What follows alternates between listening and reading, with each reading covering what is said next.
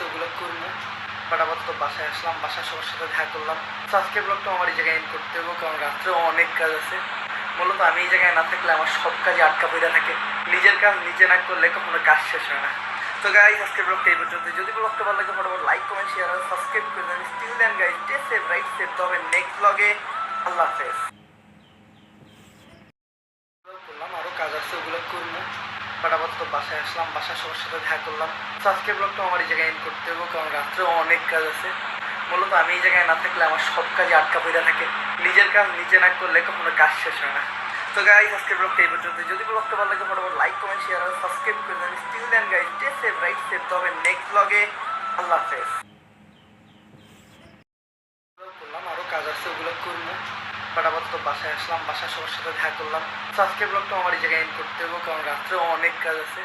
মূলত আমি এই জায়গায় না থাকলে আমার